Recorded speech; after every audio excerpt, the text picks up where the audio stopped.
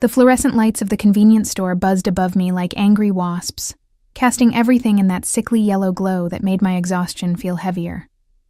I stood in the feminine products aisle at 11:30 on a Tuesday night, staring at the rows of pregnancy tests as if they might spontaneously combust if I looked hard enough. My hands trembled as I reached for the cheapest box, the store brand with its clinical white packaging that promised results in 3 minutes.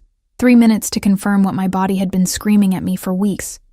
The nausea, the tender breasts, the exhaustion that felt like I was wading through concrete every morning. And the missed period that I'd tried to convince myself was just stress from the divorce. Marcus had signed the papers 6 weeks ago. 6 weeks since he'd looked at me across our kitchen table, the one we'd picked out together at that antique market in Brooklyn, and told me he was leaving, that she was back. Jennifer. His first love. The woman he'd dated in college before we met. The ghost that had haunted our entire marriage without me even knowing she existed as a threat. I never stopped loving her, he'd said, his voice so calm it made my chest feel like it was caving in. She contacted me 3 months ago. We've been talking. I'm sorry, but I can't pretend anymore. 3 months. He'd been planning his exit for 3 months, while I'd been planning our 5th anniversary trip to Italy. I clutched the pregnancy test box to my chest, the sharp corners digging into my palms through my threadbare coat, the same coat I'd been wearing since college because I'd spent our money on making our apartment a home while Marcus spent it on, apparently, rekindling old flames. The cashier barely looked at me as she scanned the test. Young, maybe 19, with purple streaks in her hair and earbuds dangling from her neck. She probably saw hundreds of women like me every week, desperate, alone, buying answers they were terrified to receive. $14.95, she mumbled. I handed her a 20, one of the last bills from my rapidly diminishing savings, and shoved the test into my purse before the receipt finished printing. The bell above the door chimed as I pushed out into the November cold, the wind immediately cutting through my inadequate coat and making my eyes water. Or maybe that was just me finally letting myself cry. The streets of Lower Manhattan were quieter than usual, the post-theater crowds long gone. My studio apartment was 12 blocks away, but I couldn't bring myself to go home yet. Home was where I'd have to take the test, where I'd have to face the reality that I might be carrying the child of a man who'd thrown me away like I was nothing. My feet carried me toward Washington Square Park, almost on autopilot. Stupid, maybe, to walk through a park alone at midnight, but some part of me didn't care anymore. What else could the universe possibly do to me? The park was nearly empty, just a few scattered individuals on benches, and the distant sound of someone playing guitar. I found my usual bench, the one facing the fountain, where I'd been coming every night since Marcus left, because my apartment felt like a mausoleum of our failed marriage. I sat down heavily, the cold metal seeping through my jeans. My breath misted in front of me as I pulled out the pregnancy test box, turning it over in my hands. The instructions felt like they were written in a foreign language, even though I'd probably read them 17 times in the store. You're going to freeze to death out here. The voice came from behind me, deep and smooth like aged whiskey. I jumped, nearly dropping the box, and twisted around to find a man standing a few feet away. My heart hammered against my ribs, not just from being startled, but from the sheer presence he commanded. He was younger than I expected from that voice, maybe early 30s, and beautiful in a way that felt dangerous. Dark hair swept back from a face that could have been carved from marble, sharp cheekbones and a jaw that looked like it could cut glass. But it was his eyes that made my breath catch. Dark, almost black in the streetlight, and fixed on me with an intensity that made me feel like he could see straight through to my bones. He wore a black wool coat that probably cost more than my entire wardrobe, tailored perfectly to broad shoulders. No gloves despite the cold, and when he moved closer, I caught the scent of something expensive. Cedar and bergamot, and something else I couldn't name, but that made my pulse quicken. I'm fine, I managed, my voice coming out smaller than I intended. I clutched the pregnancy test box tighter, trying to hide it against my stomach. His eyes flicked down to my hands, and I saw the moment he registered what I was holding. Something shifted in his expression. Not judgment exactly, but a sharpening of interest that made the hair on the back of my neck stand up. Are you? He moved around the bench with a fluid grace that reminded me of a predator. Not threatening exactly, but absolutely certain of his place in the world. You've been sitting on this bench every night for 2 weeks. Same time. Same lost expression. My mouth went dry. He'd been watching me? I haven't noticed you, I said, hating how my voice shook. You weren't supposed to. He sat down on the opposite end of the bench, not close enough to touch, but near enough that I could feel the heat radiating from him. Or maybe that was just my imagination. You always sit here for exactly 47 minutes, then walk home, alone, in the dark, through streets that aren't safe for a woman by herself. Are you threatening me? The words came out sharper than I felt, some distant part of my survival instinct finally kicking in. No. He turned to face me fully, and the streetlight caught his features in a way that made him look almost otherworldly. I'm telling you that you're not invisible, even when you feel like you are. Something in those words cracked open a place in my chest I'd been trying to keep sealed. How did he know? How could this stranger possibly know that invisibility was exactly what I'd been feeling, like Marcus had erased me when he left? Like I was just a placeholder in my own life. I don't know what you want from me, I whispered. Nothing. He paused, and a slight smile curved his lips. The kind of smile that probably made most people very nervous, yet. Before I could respond, headlights swept across the park. A black SUV pulled up to the curb, sleek and expensive-looking with tinted windows. The back door opened, and a man in a dark suit stepped out, clearly a driver or bodyguard, built like a brick wall and scanning the park with the kind of alertness that screamed professional security. The man beside me stood in one fluid movement. You should go home. Take the test. Whatever the result is, you deserve better than sitting alone in the cold, punishing yourself for someone else's failure. You don't know anything about me, I said, but it came out weak. I know you've lost weight you couldn't afford to lose. I know you haven't bought yourself anything new in months. That coat is at least 5 years old. I know you work at the Italian restaurant on Sullivan Street because you smell like garlic and basil every night, and you're always counting tips in your purse before you sit down. He tilted his head, studying me with those unsettling dark eyes. I know you're stronger than you think you are, even if you don't believe it yet. My throat felt tight. Why do you care? For a moment, something almost vulnerable flickered across his face. Then it was gone, replaced by that mask of controlled power. Because I recognized that look, and because some things shouldn't be faced alone. He turned to walk toward the waiting SUV, and I found myself speaking before I could stop myself. Wait, what's your name? He paused, glancing back over his shoulder. The light caught the sharp planes of his face, making him look like something out of a Renaissance painting. Dark, powerful, untouchable. Dante, he said. Then, after a beat, and you're Elena. You wear a name tag at work. He slid into the SUV before I could respond, and it pulled away into the night, leaving me alone on the bench with my pregnancy test and a head full of questions. I sat there for another 10 minutes, trying to process what had just happened. A stranger had been watching me for 2 weeks, knew my routine, knew details about my life that should have terrified me. But instead of fear, all I felt was a strange, electric awareness, like I'd just been seen for the first time in months.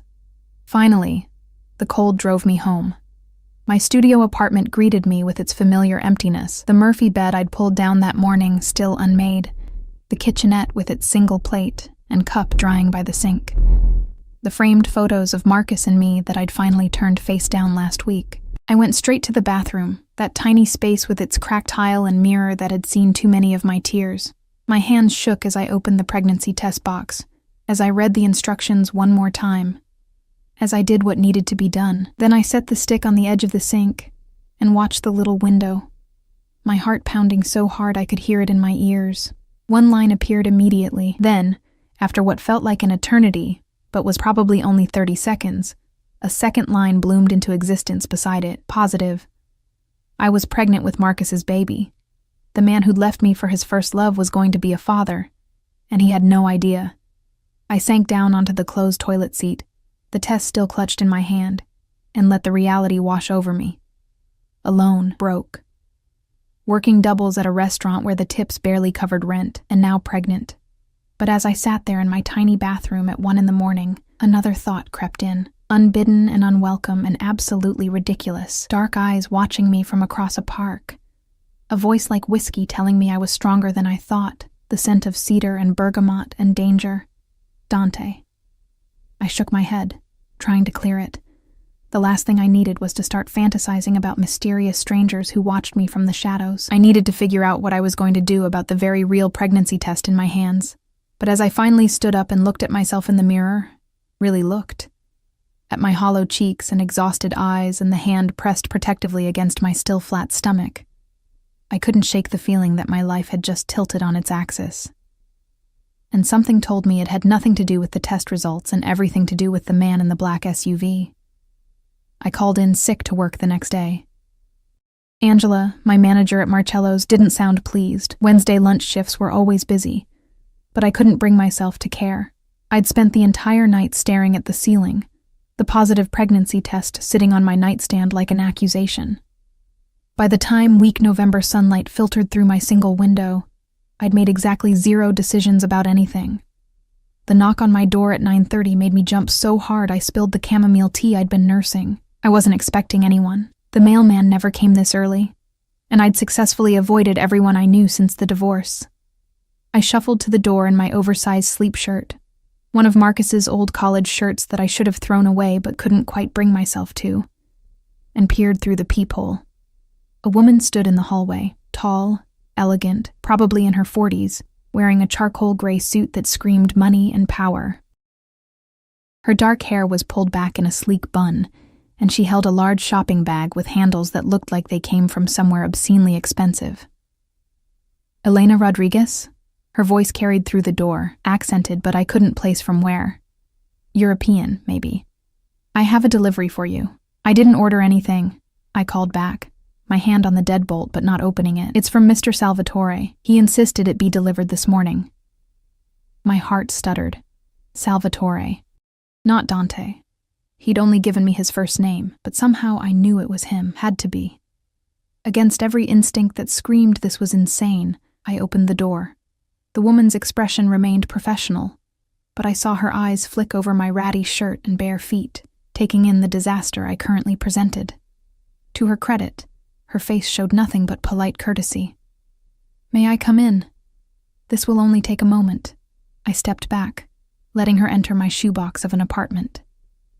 She didn't comment on the size or the threadbare furniture or the general air of depression that probably clung to everything. She simply set the shopping bag on my small table and pulled out a box.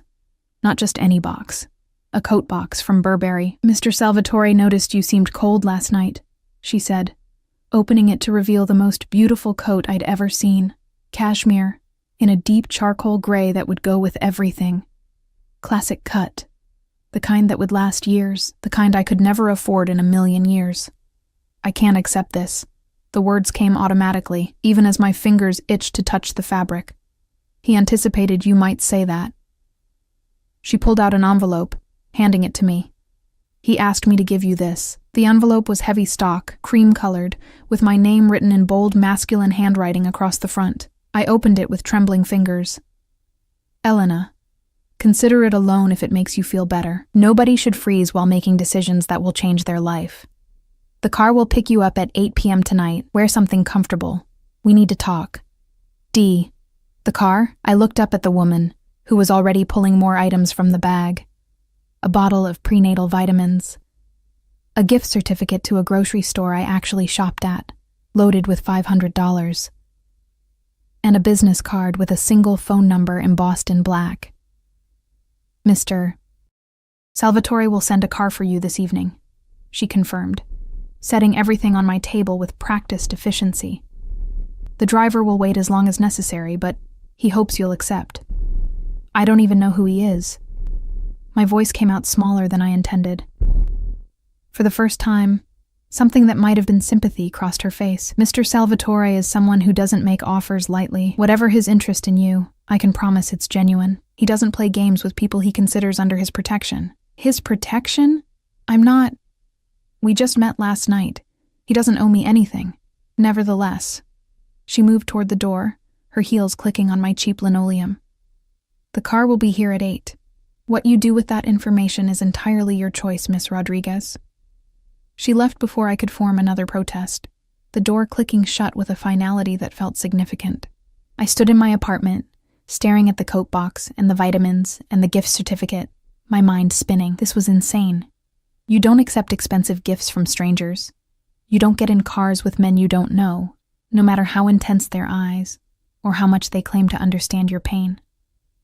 But as I lifted the coat from its box, feeling the weight of the cashmere in my hands, breathing in that scent of newness and quality, something in me cracked. When was the last time someone had noticed I was cold? When had Marcus ever paid attention to details like my threadbare coat, or the weight I'd lost, or the sadness I carried like a second skin? I hung the coat in my closet, telling myself I'd return it. Then I made myself eat something. Crackers and ginger ale, the only things that didn't make my stomach revolt. I took one of the prenatal vitamins. I sat on my bed and stared at that business card for an hour. At 7:30, I was standing in front of my closet, trying to figure out what something comfortable meant when you were meeting a mysterious stranger who'd been watching you and apparently had enough money to casually drop a $1,000 coat on someone he'd spoken to for 5 minutes. I settled on my only pair of dark jeans that still fit and a soft navy sweater that didn't have any stains. The new coat went on last, and I couldn't help but notice how it transformed everything. Suddenly, I didn't look quite so much like a woman falling apart. The knock came at exactly 8 o'clock. The same brick wall of a man from last night stood in my hallway, but this time I could see him clearly. Mid-40s, with a scar running through his left eyebrow and eyes that had seen things most people couldn't imagine. He wore a black suit that barely contained his frame, and when he spoke, his voice was gravel and concrete. "Miss Rodriguez, I'm Tony. I'll be driving you this evening." "Where are we going?" I asked, not moving from my doorway. "Mr. Salvatore has a table reserved at his restaurant. He thought you might be more comfortable somewhere public for your first real conversation." Something about that eased a fraction of my anxiety. Public meant safe. Public meant I could leave if things got weird. "Okay," I heard myself say. "Let me just grab my purse." The SUV was even more impressive up close. The interior smelled like leather and something else. Gun oil, maybe, though I wouldn't know why I thought that. Tony opened the back door for me, and I slid into seats that probably cost more than my monthly rent. We drove through Manhattan in silence. I watched the city blur past the tinted windows, my hands twisted in my lap. The new coat felt like armor, or maybe a costume for whatever role I was about to play. We pulled up in front of a restaurant in Tribeca that I'd walked past 100 times but never dreamed of entering. Giardino Nero, the Black Garden. No sign outside, just a simple bronze plaque beside a heavy wooden door, the kind of place where you needed a reservation months in advance and a bank account with several zeros. Tony opened my door, and suddenly Dante was there, emerging from the restaurant's entrance like he'd been waiting. He wore all black tonight, slacks and a fitted shirt with the sleeves rolled to his forearms, revealing tanned skin and what looked like the edge of a tattoo on his left wrist. His hair was slightly disheveled, like he'd run his hands through it, and those dark eyes locked onto me with an intensity that made my breath catch. Elena. My name on his lips sent a shiver down my spine that had nothing to do with the cold. "Thank you for coming." "I'm not sure I had much choice," I said, trying to sound braver than I felt. "Your assistant was very persuasive." A slight smile curved his mouth. "Maria has that effect, but you always had a choice. You could have thrown everything in the trash and ignored the car." "The vitamins were a nice touch," I admitted. "How did you know?" "The same way I knew about the coat and the weight loss." He offered me his arm, a surprisingly old-fashioned gesture. "I pay attention." I hesitated only a moment before taking it. His arm was solid beneath my hand, radiating warmth through the expensive fabric of his shirt. He led me into the restaurant, and I tried not to gape. The interior was stunning, dark wood and soft lighting, with actual olive trees growing in massive planters throughout the space. White tablecloths and crystal glasses, and the kind of quiet elegance that made me acutely aware of my Target jeans and secondhand sweater. But Dante didn't seem to notice or care. He guided me past the hostess stand. The woman behind it immediately straightened when she saw him, murmuring, "Mr. Salvatore," with something that looked like reverence and fear. and toward a private section at the back. Our table was tucked into an alcove, separated from the main dining room by a wall of glass and trailing ivy, private but visible, intimate but safe. Another man stood nearby, younger than Tony but with the same alert awareness. Security, I realized. Dante had security watching while we ate. Is this necessary? I gestured vaguely to the guard. Always. He pulled out my chair, waiting until I sat before taking his own seat across from me. I don't take chances with things that matter. I'm not a thing that matters. You don't even know me, don't I? He leaned back, studying me with those unsettling eyes. Elena Rodriguez, 27 years old, divorced 6 weeks ago from Marcus Chen, who left you for his college girlfriend. You work at Marcello's, usually the lunch and dinner shifts, and you send money every month to your mother in Phoenix. You have an English literature degree from NYU that you've never used because you got married instead.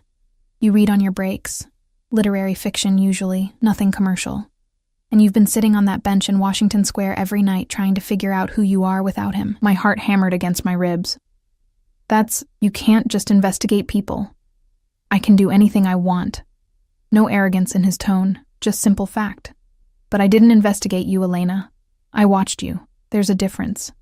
That's not better. That's actually worse. Maybe. He signaled a waiter who appeared instantly. But I'm not going to apologize for noticing you when everyone else in your life has made you feel invisible. The waiter poured water and disappeared before I could process that statement. Before I could figure out how this stranger had managed to put his finger exactly on the wound Marcus had left. Why? The question came out raw. Why notice me? Why the coat and the vitamins in this? I gestured to the restaurant. What do you want? Dante was quiet for a long moment, his fingers drumming once against the white tablecloth. Then he leaned forward, his eyes never leaving mine. 6 months ago, my younger sister died in childbirth. The baby survived. My nephew, Antonio, but Sophia didn't make it. His voice remained steady, but I saw something flicker in those dark eyes. Pain, carefully controlled. The father ran the moment he found out she was pregnant, disappeared before we could make him take responsibility. My throat went tight. I'm so sorry. We found him eventually. Something cold entered his expression. He learned that you don't abandon a Salvatore and walk away unscathed. A chill ran down my spine that had nothing to do with the temperature. The way he said it, so matter-of-fact, made it clear that whatever happened to that man hadn't been pleasant. Last night I saw you sitting alone with a pregnancy test, looking like the world had ended, he continued. And all I could think was that somewhere, there's a man who did this to you and walked away. Just like the coward who abandoned my sister. Marcus didn't know, I said quickly. I only found out last night. Does that matter? He left you broke and alone. If you tell him about the baby, what do you think will happen? Will he come back? Support you? Or will he make you feel like even more of an inconvenience? I looked down at my hands, blinking back sudden tears because he was right. Marcus wouldn't come back. He'd probably offer to pay for an abortion and then go back to Jennifer, relieved to have dodged a bullet. I haven't decided what I'm doing yet. I whispered, that's your choice. Only yours. Dante's voice softened slightly. But whatever you decide, you shouldn't have to face it alone.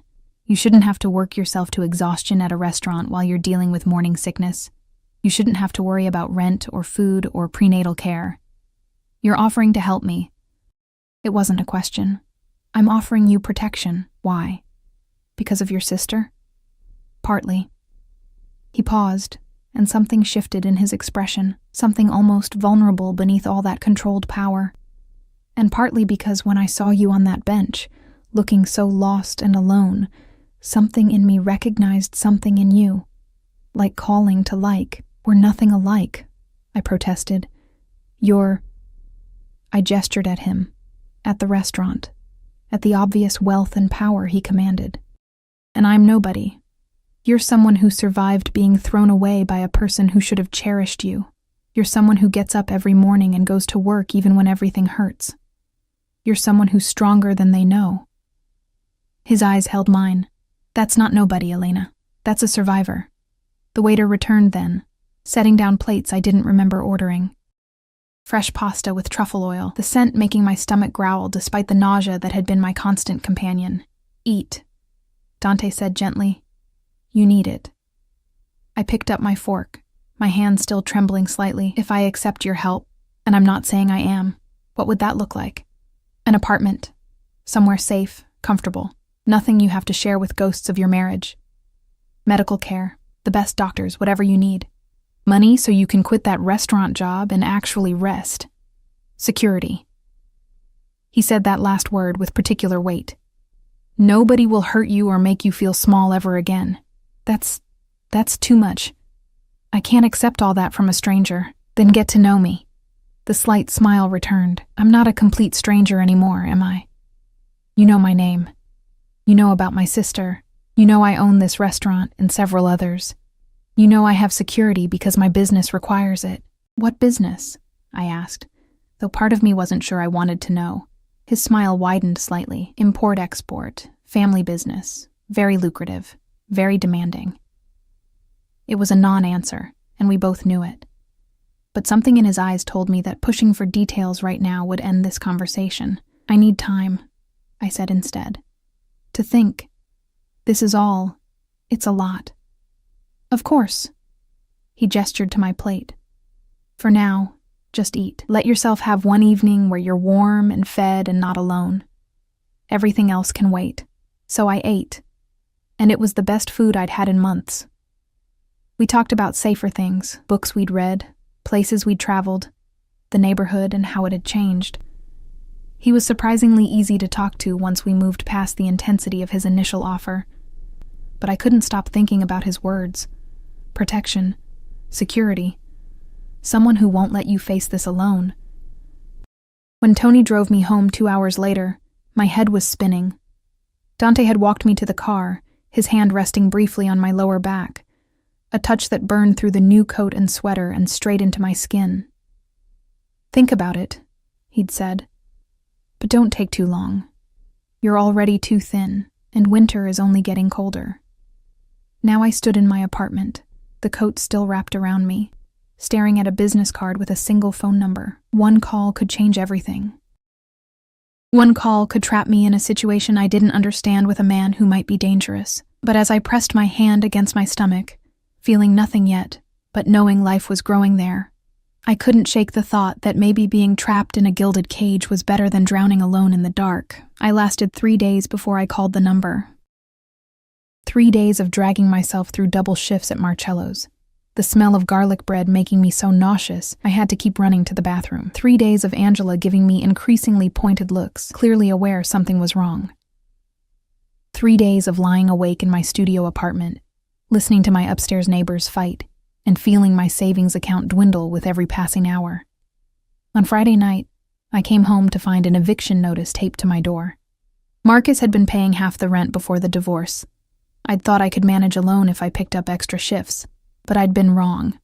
The landlord wanted 2 months back rent by the end of the week, or I was out. I sat on my bed, still unmade because what was the point, and stared at that business card until the numbers blurred. Then I picked up my phone and dialed before I could talk myself out of it. He answered on the second ring. Elena. Not a question. Like he'd been waiting for my call, his phone programmed with my number even though I'd never given it to him. I need help. The words tasted like ash in my mouth. You were right. I can't do this alone. Silence on the other end, but I could hear him breathing. Then, where are you? Home. My apartment. I just got an eviction notice. Pack a bag. Essentials only. Tony will be there in 20 minutes. Wait, I didn't mean... 20 minutes, Elena. Anything you can't carry. We'll send someone for tomorrow. His voice was firm, but not unkind. You're not spending another night in that place. He hung up before I could argue. I stood there for a moment, phone still pressed to my ear, wondering what I'd just done. Then the reality crashed over me. I'd just accepted help from a man I barely knew. A man with security guards and vague answers about his business. A man who'd been watching me from the shadows for weeks. But I was out of options. And something in Dante's voice when he talked about his sister, the pain beneath that controlled exterior, made me believe he understood what it felt like to be desperate. I packed quickly. Clothes, toiletries, my laptop, the few books I couldn't bear to leave behind. The framed photo of my mother from before she got sick. Everything fit into 2 duffel bags in my backpack. A pathetic summary of 27 years of life. I was sitting on the edge of my bed, bags at my feet, when the knock came. Tony stood in the hallway, his expression carefully neutral as he took in the eviction notice still taped to my door. "Ready, Miss Rodriguez? Is this insane?" I asked him. "Be honest with me." Something that might have been sympathy flickered across his scarred face. "Mr. Salvatore doesn't make promises he doesn't keep. If he said he'll protect you, he will. With his life, if necessary. Why would he do that for someone he doesn't know?" "You'll have to ask him that yourself." Tony picked up my bags like they weighed nothing. "But I've worked for him for 8 years. I've never seen him take an interest in anyone the way he has with you." That should have been reassuring. Instead, it made my pulse quicken with something that felt dangerously close to anticipation. The drive took us deeper into Manhattan, toward neighborhoods I'd only ever walked through during the day, staring at buildings I'd never be able to afford. Tony pulled up in front of a sleek high-rise in the West Village, all glass and steel and doormen in uniforms. "This is where Dante lives?" I asked, staring up at the building. "One of his properties." Tony opened my door. "He keeps several residences for security reasons. This one is his favorite." The lobby was all marble and modern art, with a concierge desk manned by someone who clearly recognized Tony immediately. We bypassed the regular elevators for a private one in the back, one that required a key card to access. The elevator opened directly into a penthouse apartment. I stepped out into a space that could have fit my entire studio 6 times over. Floor-to-ceiling windows overlooked the city. The lights of Manhattan spread out like fallen stars. Hardwood floors, minimalist furniture that was somehow both modern and comfortable, and art on the walls that might have been original pieces worth more than I'd make in a lifetime. Dante stood by the windows, his back to me, talking quietly into a phone. He wore dark slacks and a white shirt with the sleeves rolled up, and even from behind he radiated that same controlled power I'd noticed the first night. He ended the call as Tony set down my bags, turning to face me. Those dark eyes swept over me, taking in my exhaustion and rumpled work clothes, and something softened in his expression. "Thank you, Tony. That will be all for tonight." The bodyguard nodded and disappeared back into the elevator, leaving us alone. "This is too much," I said into the silence. "I can't. This is your home." "This is one of my homes," he corrected, moving toward me with that fluid grace. "And you're not staying here.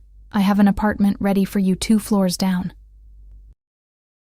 "I just wanted to talk before Tony took you there. 2 floors down. Still in this building. Still close enough that he could, what? Watch over me? Keep tabs on me? Why?" The question burst out of me. "You keep saying you want to help, that you'll protect me, but I don't understand why. What do you get out of this?"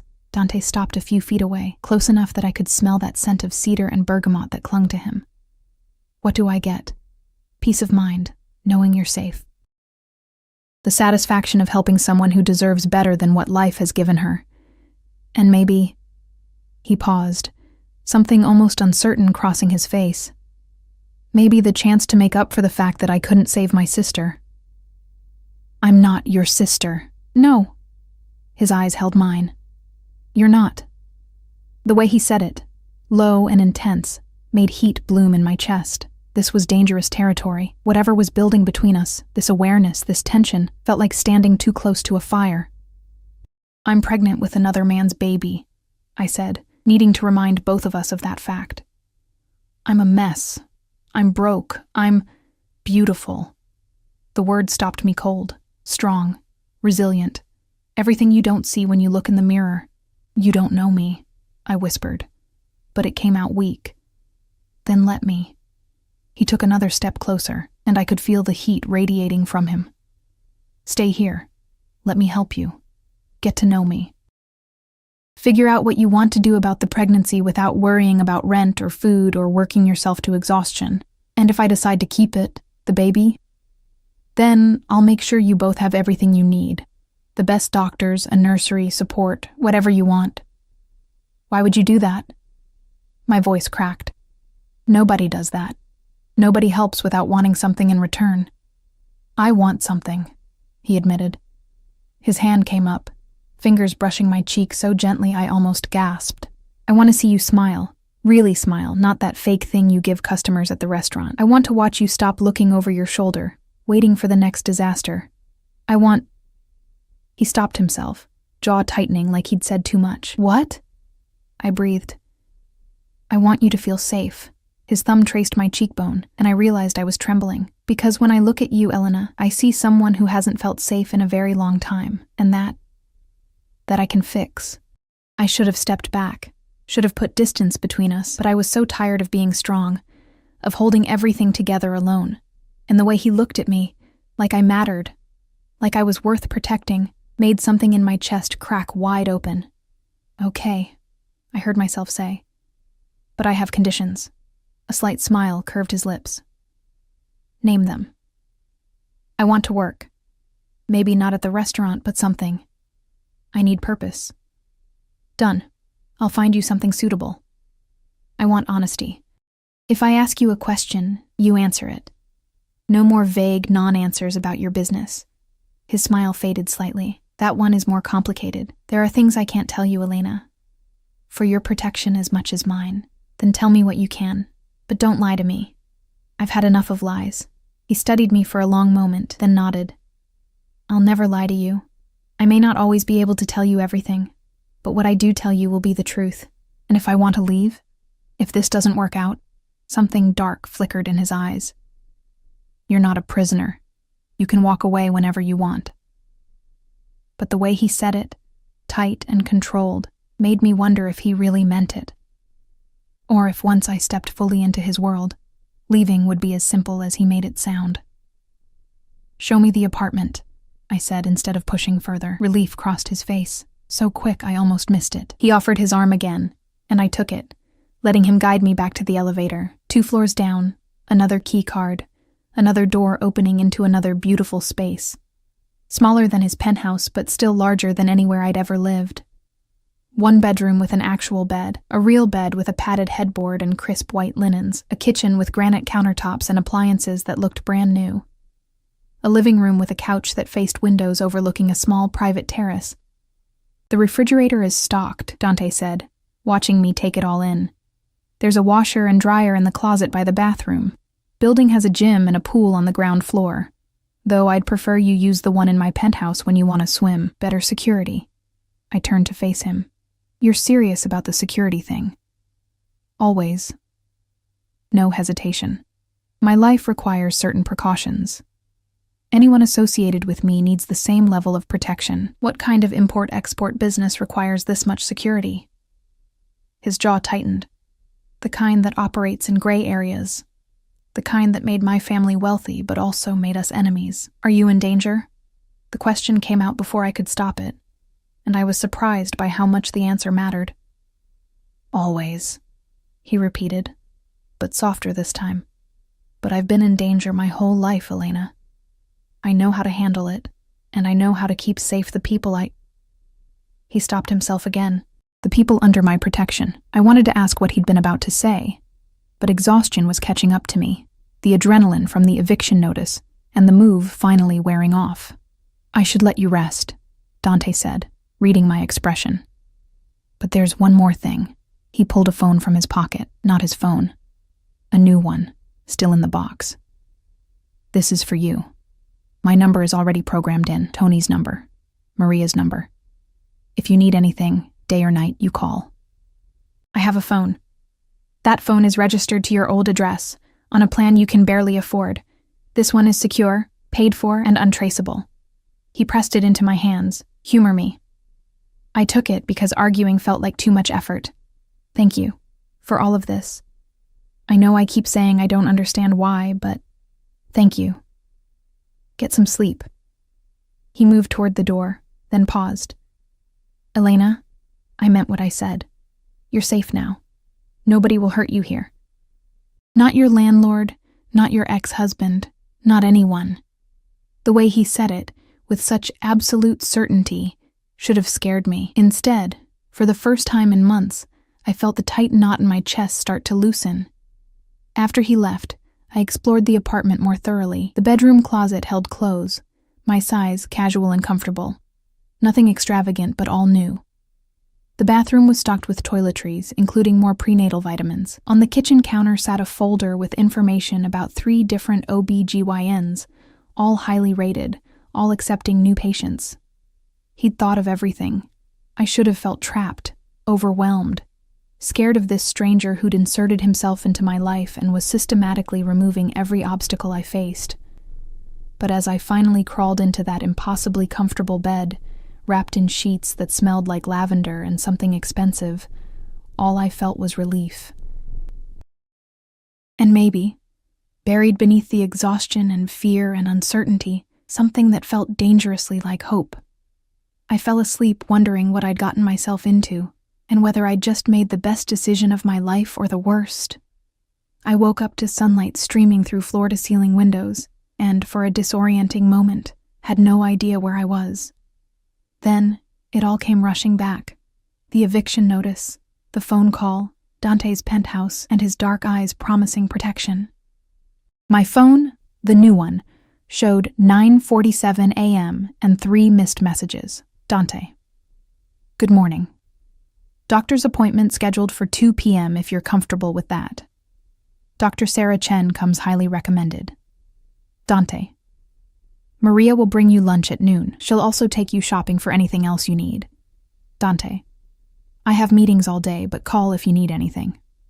Tony is downstairs. I stared at the messages, something warm and uncomfortable twisting in my chest. He'd been up early, arranging my life, making sure I was cared for. It should have felt controlling. Instead, it felt like being seen. I texted back, "Thank you. I'll be ready at 2. His response came immediately. Tony will drive you. And Elena? Try to eat breakfast. You're still too thin. I set the phone down, pressing my hand against my still flat stomach.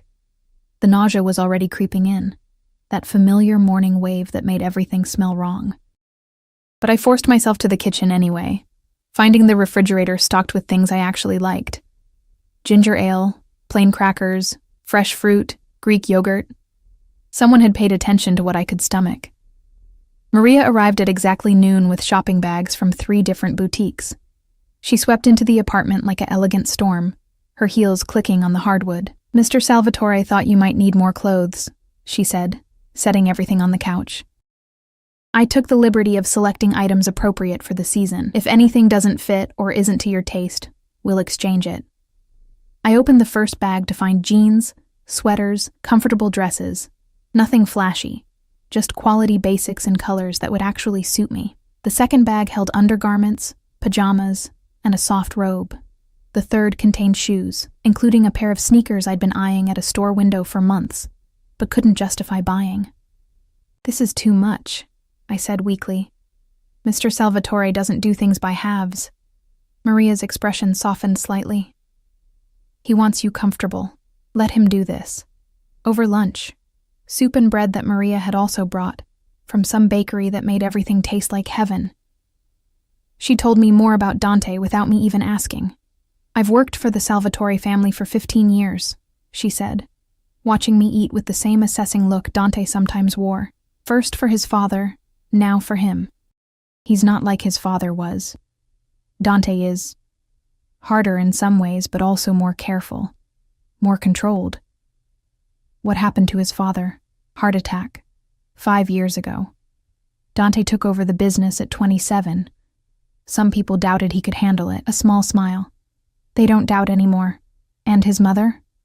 Died when he was 12. Cancer. It's just him and his nephew now after Sophia."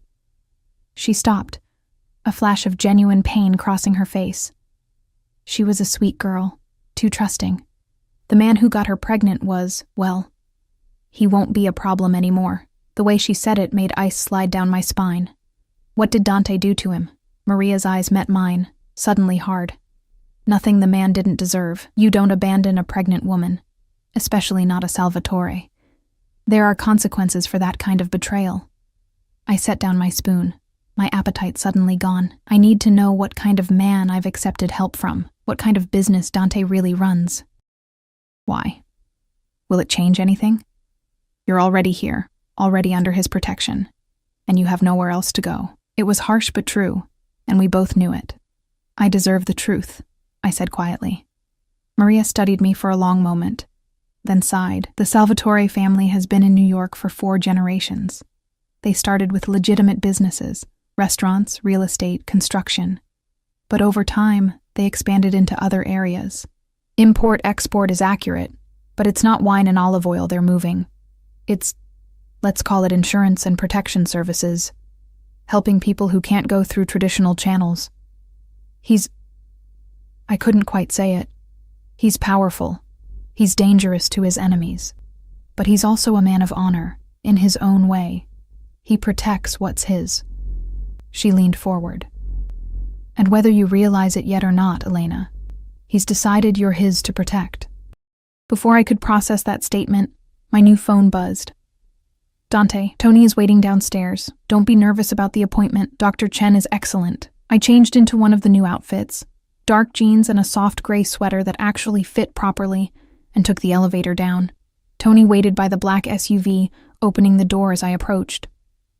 The doctor's office was in a medical building near Central Park, the kind of place where the waiting room had fresh flowers and the magazines were current.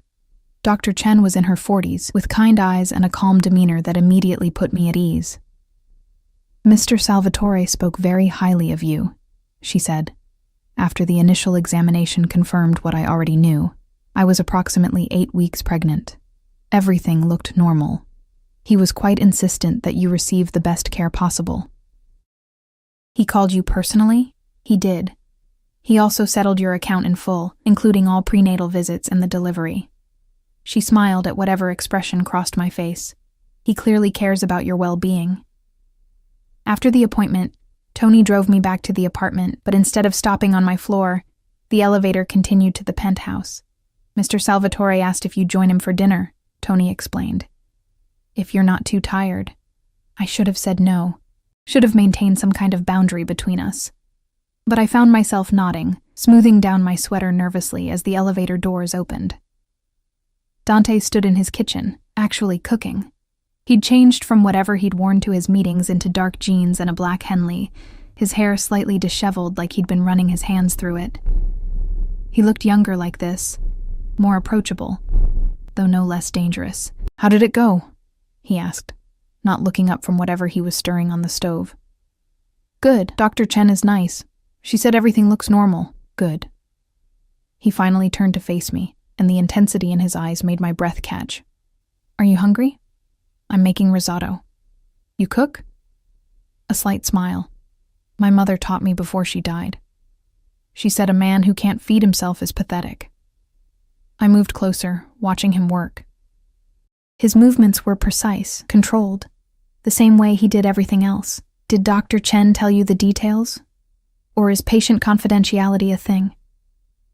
She told me you're healthy, the baby is healthy, and you're due in early June. That's all I needed to know. He added wine to the pan, and the scent made my mouth water despite the lingering nausea. Unless you want to share more. I haven't decided what I'm doing yet, I admitted, about keeping it. I know. He turned down the heat, then moved to the counter where wine glasses waited. He poured one, then hesitated. Water for you? Please. We sat at his dining table overlooking the city, and the risotto was perfect, creamy and rich without being overwhelming. We ate in comfortable silence for a while before Dante spoke. I need to tell you something. Marcus knows where you are. My fork clattered against my plate. What? How? He went to your apartment looking for you, saw the eviction notice. He called you 17 times on your old phone. Dante's jaw was tight. Tony had someone watching your old building. We knew he'd show up eventually. Why would he be looking for me? My heart hammered. He left me. He doesn't get to... Apparently Jennifer isn't what he remembered. The fantasy didn't match reality, and now he's having regrets. Dante's eyes were hard. He wants to talk to you, to fix things. No. The word came out fierce. He doesn't get to decide he made a mistake and just come back. That's not how this works. I agree. Dante reached across the table, covering my hand with his. The touch sent electricity up my arm. But you should know he's looking, and he's getting desperate. Did you... I hesitated. Did you do anything to him? Not yet. The promise in those 2 words was clear. But if he becomes a problem, I will handle it. I don't want you to hurt him. Even after what he did to you, I pulled my hand back, wrapping my arms around myself. He's still the father of my baby, if I keep it. And he doesn't deserve whatever you did to Sophia's boyfriend. Dante's expression went very still. What did Maria tell you? Enough. I met his eyes. I'm not stupid, Dante. I know what you are. What your family does. The gray areas you mentioned aren't gray at all, are they? No, he said quietly. They're not. So tell me the truth. What happened to the man who abandoned your sister? He stood, moving to the window, his back to me. When he spoke, his voice was flat, emotionless. We found him in Atlantic City. He'd been gambling away money he stole from us. Because of course he'd stolen from us too. We gave him a choice. Marry Sophia posthumously to legitimize the baby, sign over all parental rights, and leave the state, or face consequences he wouldn't walk away from. And he chose to leave. After some persuasion, yes. Dante turned back to me. My nephew will grow up knowing his father was a coward, but at least he'll be legitimate. At least the Salvatore name will protect him. And if he hadn't agreed to your terms? Dante's smile was cold. Then he wouldn't have made it out of Atlantic City. I should have been horrified, should have run from this apartment and this man who could speak so casually about violence. But all I could think about was Sophia, dying alone while the father of her child ran away. I'm not going to apologize for protecting my family, Dante continued, moving closer. Or for removing threats. That's who I am, Elena. I won't lie about it. I know. My voice came out smaller than I intended. And I should be scared of you, but you're not. He stopped in front of me, close enough to touch. Why? Because you've never made me feel unsafe. Even that first night in the park, when you should have terrified me, all I felt was seen. I looked up at him. You see me, Dante. Really see me. Nobody has done that in so long. His hand came up, cupping my face with surprising gentleness. I see everything, Elena. Your strength. Your pain. The way you touch your stomach when you think nobody's watching, like you're already protecting that baby even though you haven't decided if you're keeping it. His thumb brushed my cheekbone. I see a woman who deserves so much better than what life has given her. And you think you can give me better? I know I can. His voice dropped lower, rougher. Let me. The air between us felt electric, charged with something dangerous and inevitable. I could feel my pulse in my throat, could see the way his eyes darkened as they dropped to my lips. This was a bad idea, getting involved with a man like Dante, a man who lived in the shadows, who spoke about violence like it was business, who looked at me like I was something precious and breakable all at once. But I was so tired of being alone. So tired of feeling invisible. Okay, I whispered. Show me better. He kissed me then, and it was nothing like Marcus's kisses had been. This was fire and possession and a hunger that made my knees weak. His hand tangled in my hair while the other wrapped around my waist, pulling me against him until I could feel the heat of his body through our clothes. I kissed him back, pouring months of loneliness and fear and desperate need into it. His answering groan vibrated through me, and when he finally pulled back, we were both breathing hard. I've wanted to do that since the first night, he admitted, his forehead resting against mine, sitting there looking so lost, and all I could think about was taking away your pain. You can't take it all away. Watch me. And in that moment, with his arms around me and the city lights spread out behind him, I almost believed he could. Almost believed that Dante Salvatore, dangerous, powerful, obsessive Dante, could actually keep me safe from everything that had broken me. I just didn't realize yet that the biggest danger might be falling for him. 2 weeks passed in a blur of doctor's appointments, quiet dinners in Dante's penthouse, and slowly learning to breathe again. He was true to his word about everything. Maria found me a job doing remote copy editing for one of the publishing houses Dante had connections with. Flexible hours, decent pay, work I could do from the apartment. The nausea started to ease as I entered my second trimester, and Dante was everywhere and nowhere all at once. Some nights he'd cook for me, teaching me his mother's recipes while telling stories about growing up in a world I couldn't quite imagine. Other nights he'd disappear for hours, returning with shadows in his eyes and tension in his jaw that told me his business had required his particular brand of attention. I didn't ask questions. Maybe I should have. But I was too comfortable in the cocoon he'd built around me. It was a Thursday afternoon when everything changed. I was working on my laptop in the living room, wrapped in the cashmere throw Dante had bought when he noticed I was always cold, when someone knocked on my door. Not the elevator. The actual apartment door. I checked the peephole and froze. Marcus. He looked terrible. Unshaven, hair unkempt, dark circles under his eyes. Nothing like the polished man who'd left me for his first love. Elena, please. He called through the door. I know you're in there. I just want to talk. My hand hovered over the doorknob. Part of me, the part that had loved him for 5 years, wanted to open it. Wanted to hear what he had to say, but I thought about Dante's warning, about Jennifer not living up to Marcus's fantasy, about him only coming back because his perfect reunion hadn't worked out. Go away, Marcus.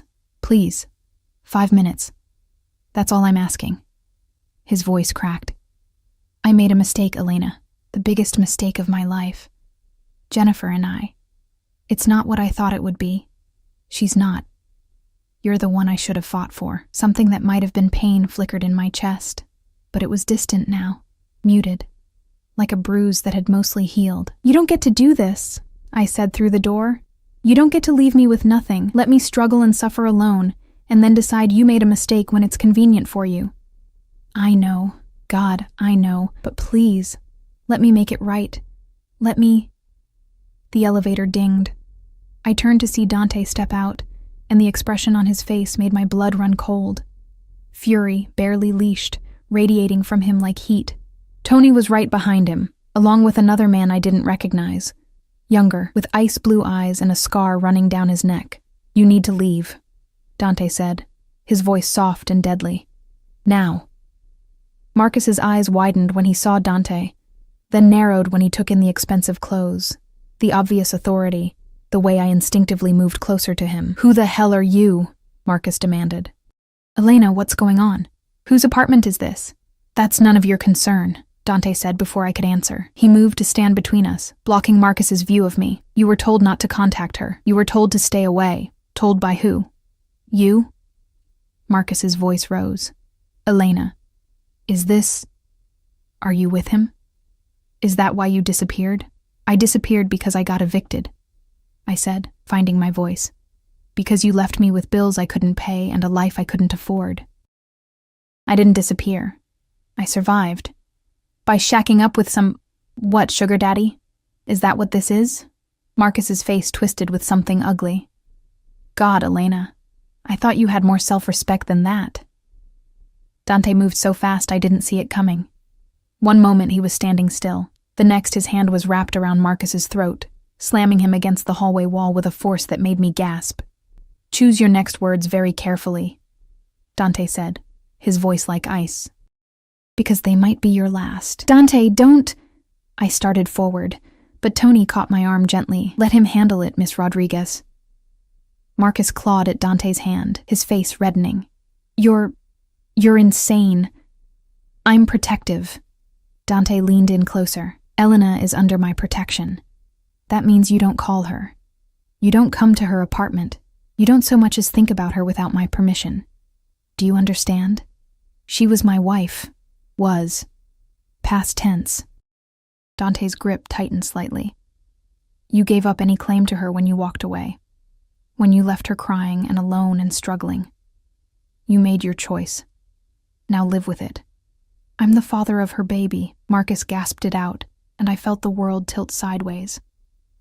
Dante went very still, his eyes cut to me, questions and something darker swirling in their depths. Elena? I haven't told him, I said quickly. I swear, I haven't told him anything. Then how does he... I saw the test, Marcus choked out. In the bathroom trash, before I left. I knew you were pregnant, Elena. I knew, and I left anyway because I was a coward. But that's my child, and you can't keep me from... Dante released him so abruptly that Marcus stumbled, gasping for air. But the look on Dante's face was somehow more terrifying than the violence had been. Cold calculation. dangerous assessment. You knew, Dante said slowly. You knew she was pregnant when you left her. I panicked. I wasn't ready to be a father. Jennifer and we had plans, and a baby would have... Marcus stopped, seeming to realize how that sounded. But I've had time to think, to understand what I gave up. I want to be there for my child, Elena. For both of you. No, my voice came out stronger than I felt. You don't get that, Marcus. You gave up that right when you chose Jennifer over your own baby. I have legal rights. You have nothing. Dante's voice cut through Marcus's protests like a blade. Because if you pursue this, if you try to claim any rights to Elena or that child, I will make your life a living hell. I will destroy your credit, your career, any chance you have at a normal life. You will wish you'd never heard the name Salvatore. Marcus's face went white. You're Dante Salvatore? Oh God. Elena, do you know who he is? What his family does? I know exactly who he is. I moved to stand beside Dante, and his arm immediately came around my waist, possessive, protective. And he's been more of a partner to me in 2 weeks than you were in 5 years. He's a criminal, careful, Tony warned, his hand resting on something beneath his jacket. Marcus swallowed hard, backing toward the elevator. This isn't over. That's my baby, Elena. You can't keep me from my own child. Watch me, Dante said softly. The elevator doors closed on Marcus's pale face, and suddenly the hallway was quiet, except for my ragged breathing. Inside, Dante said, guiding me back into the apartment. Tony and the other man disappeared into the elevator without a word, giving us privacy. I sank onto the couch, my hands trembling. Dante poured me water, then sat beside me, his dark eyes searching my face. You didn't tell him about the pregnancy, he said. It wasn't a question. No. I didn't even know he knew until just now. I pressed my hands against my stomach. He saw the test in the trash before he left. He knew I was pregnant, and he left anyway. Then he has no claim to you or that baby. Dante's voice was hard. None. He's the biological father, Dante. He could fight for custody, take me to court. He won't. The certainty in his voice made me look up. Because if he tries, I'll make sure he regrets it.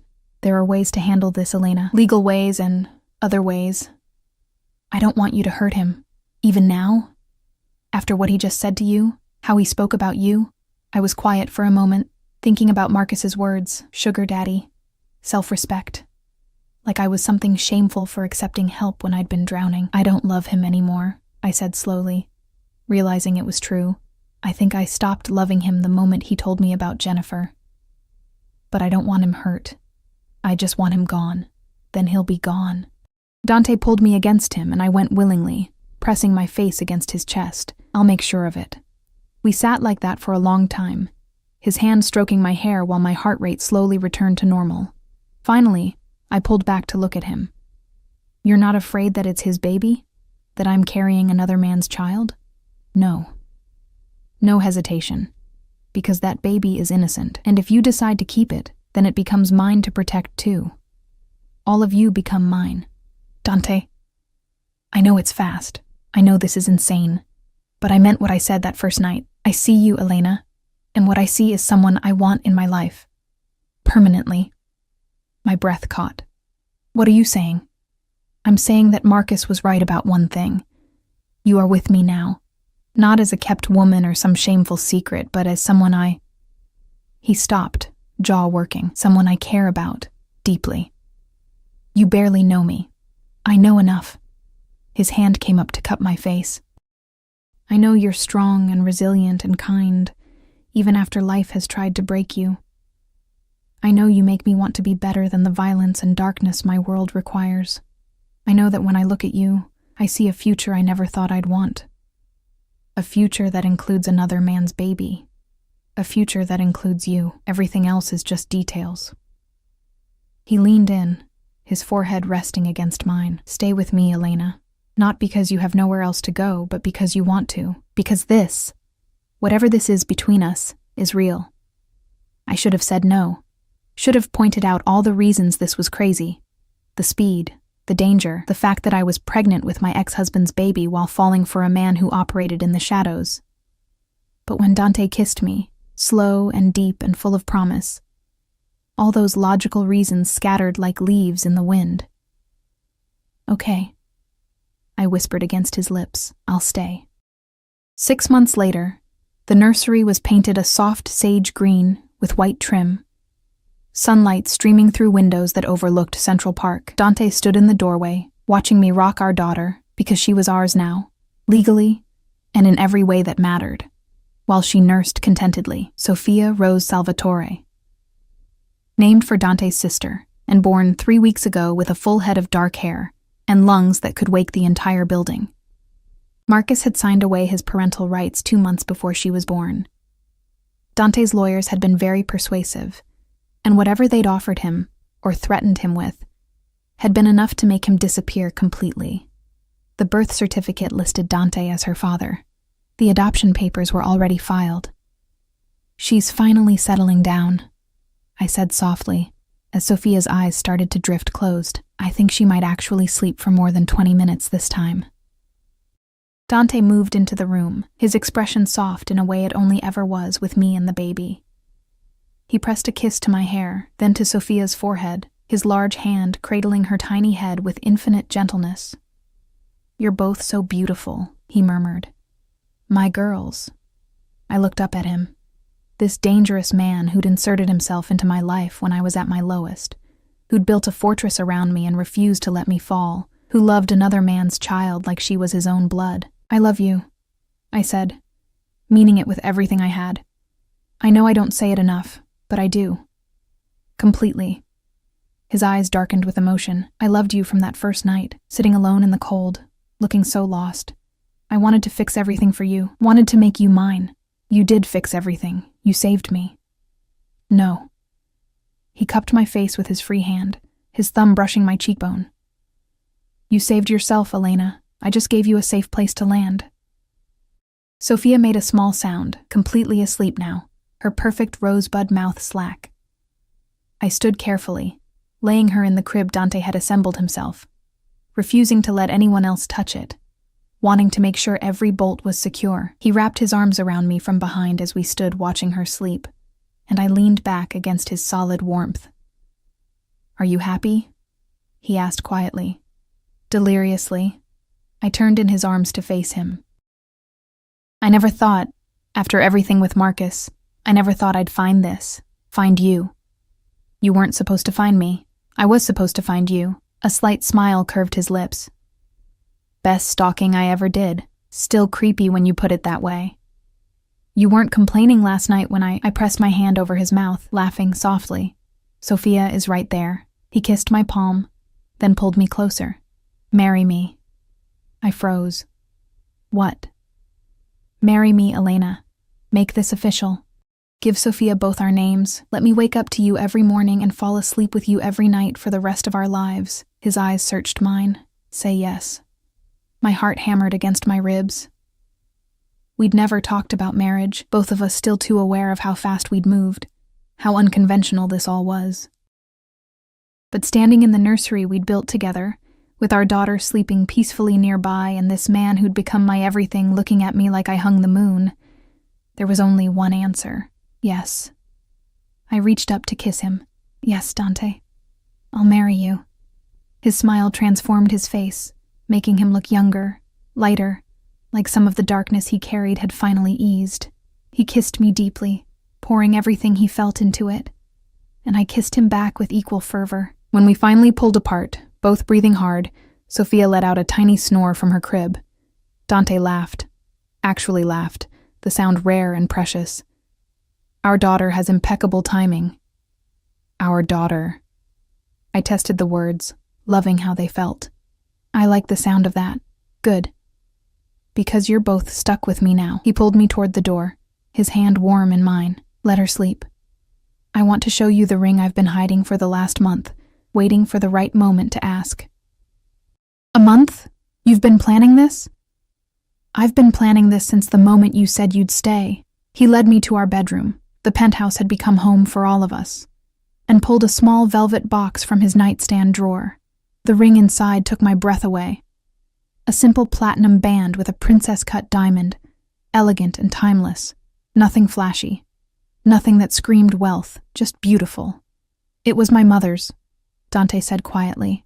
The only thing of hers I kept. I want you to have it. Tears pricked my eyes as he slid it onto my finger. A perfect fit, like it had been made for me. I promise I'll take care of you, he continued, his voice rough with emotion. Both of you. For the rest of my life. You'll never be alone or scared or invisible again. You'll never doubt that you're loved, that you matter, that you're the most important thing in my world. I know. I cupped his face. This beautiful, dangerous man who'd saved me in every way that mattered. I've known since that first night when you told me I was stronger than I thought. You saw me, Dante, really saw me, and you've been seeing me every day since. He kissed me again, and this time there was no interruption. This time we had all the time in the world. Later, as we lay tangled together in sheets that smelled like us, like home, I thought about everything that had led me here. The divorce that had shattered me. The pregnancy that had terrified me.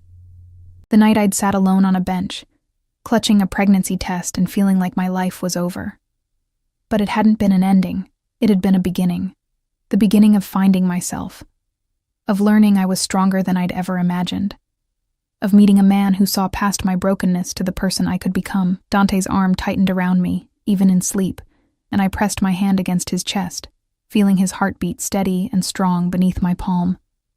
I'd been divorced for his first love, thrown away and left to drown.